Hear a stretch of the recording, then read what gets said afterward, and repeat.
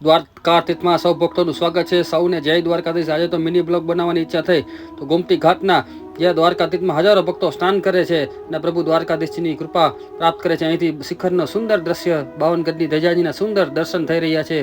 દર્શન કરીને ખૂબ જ ધન્યતાની અનુભવ કરતા સૌ ભક્તો હવે આપણે 56 સીડી સ્વર્ગદ્વાર તરફ પહોંચી ગયા છીએ. ત્યાં ભક્તોની ભીડ જોવા મળી રહી છે, કારણ કે હમણાં જ ભગવાન દ્વારકાધીશજીનું મંદિર ખુલ્યું છે અને ભગવાન દ્વારકાધીશજીની દર્શન કરવા જતા સૌ ભક્તજનો 56 સીડી સ્વર્ગદ્વાર અને મોક્ષદ્વારના બંનેના દર્શન થવાના છે. આ સ્વર્ગદ્વારના દર્શન જ્યાં શાંતિપૂર્વક સૌ ભક્તો દર્શન કરવા જઈ રહ્યા છે.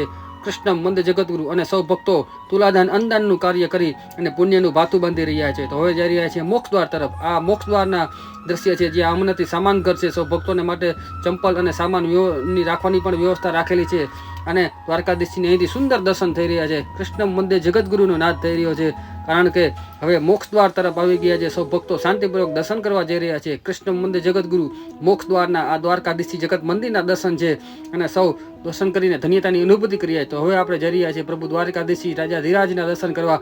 શ્રૃંગાર આરતીનો ઘંટનાદ થઈ ગયો, તો ચાલો શ્રૃંગાર આરતીના દર્શન કરીએ. કૃષ્ણ મંદિર જગતગુરુ. ઓમ નમો ભગવતે વાસુદેવાય પ્રભુને અર્પણ કરી દ્વારકાધીશનો જય જયકાર કરજો. કૃષ્ણ મંદિર જગતગુરુ. ઓમ નમો ભગવતે વાસુદેવાય નમઃ. બોલો દ્વારિકાધીશ.